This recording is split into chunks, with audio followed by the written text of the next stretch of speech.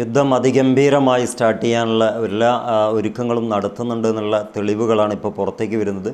നേരത്തെ അബ്ബാസ് അരാജ്കിയുടെയും അതുപോലെ തന്നെ മസൂദ് പെഷസ്കിയാൻ്റെയൊക്കെ റിപ്പോർട്ട് പ്രകാരം പറയുകയാണെങ്കിൽ ഇനിയൊരു ചർച്ച ഉണ്ടെങ്കിൽ തന്നെ അതൊരു അസ്ഥാനത്താണ്. മാത്രമല്ല, ഇനി ഇങ്ങനെ ലാഗ് ചെയ്ത് മുന്നോട്ട് കൊണ്ടുപോകുന്നതിൽ ഒരു അപകടം പതിയിരിക്കുന്നുണ്ട്.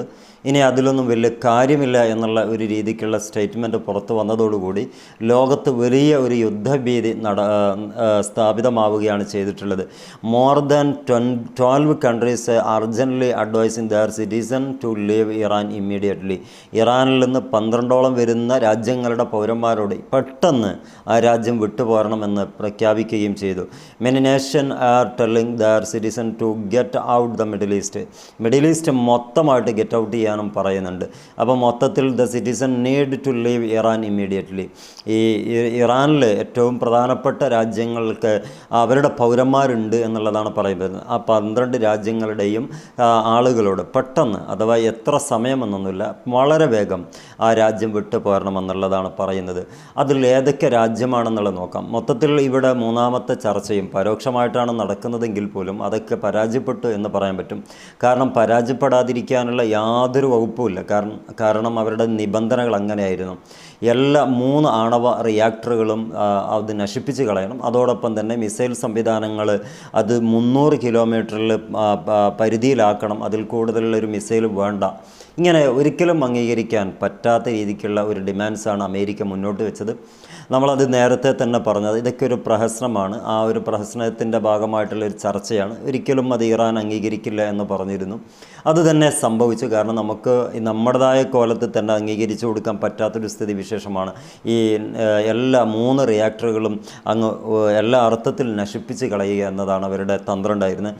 പിന്നെ ശുദ്ധീകരിച്ച യുറേനിയം സമ്പുഷ്ടീകരിച്ച എത്ര ഉണ്ടോ അതൊക്കെ മുഴുവൻ അമേരിക്കയ്ക്ക് തിരിച്ചു കൊടുക്കുക എന്നൊക്കെയായിരുന്നു ന്യായം. അപ്പോൾ അതൊന്നും നടക്കൂല എന്ന് ഇറാൻ പറഞ്ഞതോടുകൂടെ എല്ലാവരുടെയും ശ്രദ്ധ അമേരിക്കയുടെ ഒരു തീരുമാനത്തിലേക്കായിരുന്നു.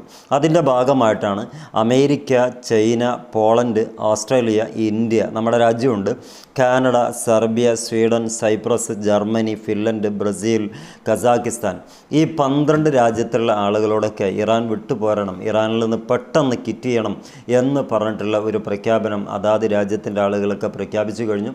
അതിൽ നിന്ന് ഒന്നും മനസ്സിലാക്കാനുള്ളത്, ഒരു യുദ്ധം ആകെ വളരെ അടുത്തിരിക്കുന്നു എന്നതിൻ്റെ തെളിവായിട്ട് നമ്മൾ പലപ്പോഴും കാണുന്നത് ഇത്തരം ഒഴിച്ചു പറഞ്ഞേക്കലായിരുന്നു. പലപ്പോഴും നമ്മൾ കണ്ടതാണ്. കഴിഞ്ഞ പ്രാവശ്യവും ഈ വലിയ രൂപത്തിലുള്ള ആളുകൾ ഒഴിഞ്ഞു പോരാൻ വേണ്ടി ഓരോ രാജ്യവും ആഹ്വാനം ചെയ്തിരുന്നു. പെടുന്നനെയാണ് പിന്നെ യുദ്ധം ആരംഭിച്ചത്. ആ ഒരു സിറ്റുവേഷനിലേക്ക് ഈ ഒരു കാലവും അടുത്തിട്ടുണ്ട് എന്ന് പറയാൻ പറ്റും. കാരണം അമേരിക്കയും ചൈനയും പോളണ്ടും ഓസ്ട്രേലിയയും ഇന്ത്യയും കാനഡയും സെർബിയയും സ്വീഡനും അതുപോലെ തന്നെ സൈപ്രസും ജർമ്മനിയും ഫിൻലൻഡും ബ്രസീലും കസാക്കിസ്ഥാനും ഒക്കെ പറയുന്നത് ഒരു യുദ്ധം വളരെ വളരെ അടുത്തെത്തിയിരിക്കുന്നു. അത് നമ്മുടെ സിവിലിയൻസ്, നമ്മുടെ പൗരന്മാർ ആ രാജ്യത്തുണ്ടെങ്കിൽ പെടുന്നനെ അവിടെ നിന്ന് ഒഴിവായി പോരുക എന്ന വാർത്ത കൂടി വരുമ്പം നമുക്ക് ഈ ഒരു ചർച്ച പരാജയപ്പെട്ടതിൻ്റെ പിന്നാലെ യുദ്ധത്തിന് തയ്യാറാകുമെന്ന ഒരു കിംവദന്തി നേരത്തെ തന്നെ അമേരിക്ക പ്രചരിപ്പിച്ചിട്ടുണ്ടായിരുന്നു. ആ കിംവദന്തി സ്ഥിരപ്പെടുത്തുന്ന രൂപത്തിലാണ് കാര്യങ്ങളൊക്കെ വന്നിട്ടുള്ളത്. ലോകം ഒരു വലിയ യുദ്ധത്തിൻ്റെ മുഖത്താണെന്ന് പറയാൻ പറ്റും.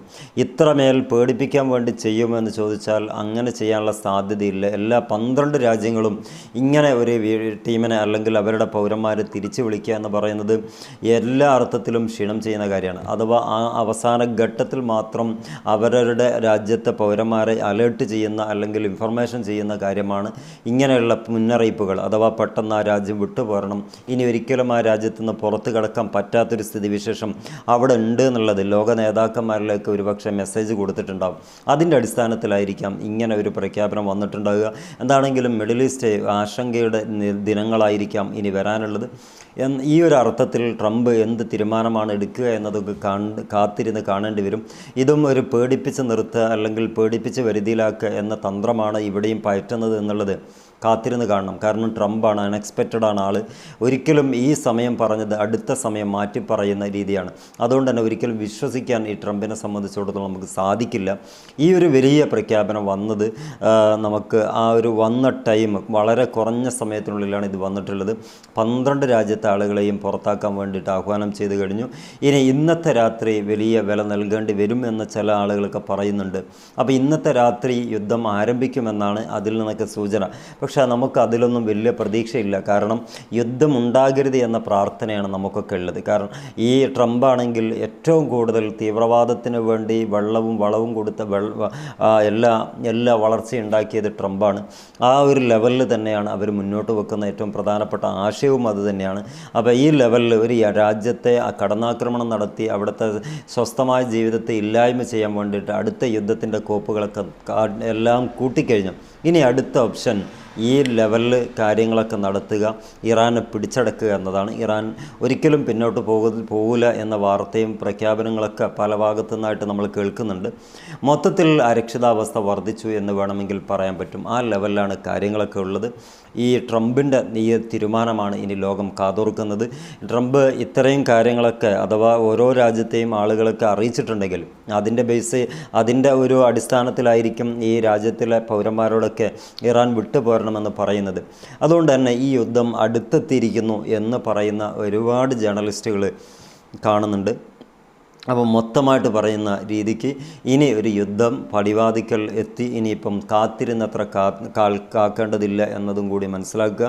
ഇനി നിങ്ങളുടെ അഭിപ്രായങ്ങൾ പറയുക. കാരണം ഇറാൻ എന്ന് പറയുന്ന രാജ്യം ഒരിക്കലും വിട്ടുകൊടുക്കില്ല എന്നൊന്നും പറയാൻ കഴിയില്ല. കാരണം താങ്ങാവുന്ന ഒരു ഡിമാൻഡ്സ് അമേരിക്ക വെക്കാൻ പാടില്ലായിരുന്നു. പക്ഷേ അമേരിക്ക വെച്ചത് അവരുടെ എല്ലാ റിയാക്ടറുകളും പൂട്ടിക്കെട്ടിക്കളയുക, അതോടൊപ്പം തന്നെ മിസൈൽ സംവിധാനങ്ങളുടെ പ്രവർത്തനങ്ങൾ പരിമിതിപ്പെടുത്തുക, അതുപോലെ തന്നെ അഥവാ സമ്പുഷ്ടീകരിച്ച യുറേനിയം അമേരിക്കക്ക് വിട്ടുകൊടുക്കുക. ഇതൊക്കെയാണ് ഇപ്പം.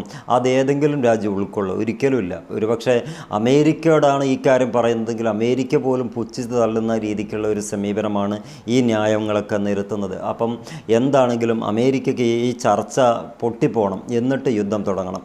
പക്ഷേ ഇവിടെ തന്നെയാണ് അമേരിക്ക വീണ്ടും പരാജയപ്പെടുന്നുണ്ട്. ഇത്തരം ചർച്ചകൾക്ക് യാതൊരു പ്രാധാന്യമില്ല. കാരണം ഇങ്ങനെയുള്ള ഡിമാൻഡ്സുകൾ ഒരിക്കലും ഇറാൻ അംഗീകരിക്കാൻ പോകുന്നില്ല എന്നുള്ള ലോകം തന്നെ നേരത്തെ തന്നെ വിലയിരുത്തിയതാണ്. പിന്നെ ഈ ചർച്ച കൊണ്ട് ഒരു പ്രസക്തിയില്ല എന്നുള്ളത് ലോകം ചർച്ച ചെയ്ത് പുച്ഛിച്ച് തള്ളിയ കാര്യം കൂടിയാണ്. ഇങ്ങനെയാണെങ്കിലും ഈ ട്രംപിൻ്റെ ഒരു നിഗമനപ്രകാരം യുദ്ധം അനിവാര്യ ഘട്ടത്തിലേക്ക് എത്തി നിൽക്കുന്നു എന്ന് നമ്മൾ കാണാൻ പറ്റും. അതിൻ്റെ ഭാഗമായിട്ടാണ് ഇപ്പോൾ എല്ലാ ആളുകളെയും തുടച്ചു നീക്കുന്നത്. അഥവാ ഇറാനികൾ മാത്രമായിരിക്കുന്ന രൂപം എത്തിക്കഴിഞ്ഞാൽ അവിടെ യുദ്ധം ആരംഭിക്കുക എന്ന ഒരു വലിയ തയ്യാറെടുപ്പിലാണ് അമേരിക്ക എന്ന് പറയാൻ പറ്റുന്നു. എന്താണെങ്കിലും ഇനിയുള്ള മണിക്കൂറുകൾ വളരെ വളരെ ഇമ്പോർട്ടൻ്റ് ആണെന്നുള്ളതാണ് ഈ വ്ളാഡിമിർ പുടിനും കൂടി പറയുന്നത്. മിഡ് നൈറ്റ് ഈസ് ഡാർക്ക് എന്നാണ് പറയുന്നത്. ഈ രാത്രി വലിയ ഇരുണ്ട യുഗമായി, അല്ലെങ്കിൽ ഇരുണ്ട രാത്രിയാണ് ഇന്നത്തെ രാത്രി എന്നൊക്കെ പറയുന്നുണ്ട്. എന്താണ് ഇതിൻ്റെ ഉള്ളിൽ അല്ലെങ്കിൽ ഈ ദിവസം നടക്കാൻ പോകുന്നത് എന്നുള്ളത് കാത്തിരിക്കണം. പുടിനും അങ്ങനെ ഒരു പ്രഖ്യാപനവും ട്വിറ്ററിൽ കൊടുത്തിട്ടുണ്ടെങ്കിൽ എന്തായിരിക്കും ഇതിൻ്റെയൊക്കെ ഉള്ളിലെ അലയൊലികൾ എന്നുള്ളത് കാത്തിരുന്ന് കാണാനേ കഴിയുള്ളൂ. ഇനി അതെല്ലാം മാറ്റിമറിച്ചുകൊണ്ട് മറ്റൊരു രൂപത്തിലേക്ക് ഇത് മാറിപ്പോകുമോ അതും അറിയില്ല. എന്താണെങ്കിലും കാത്തിരിക്കാം. പുതിയ നല്ല വിശേഷം ഉണ്ടാകട്ടെ എന്ന് ആശംസിക്കുന്നു, പ്രത്യാശിക്കുന്നു.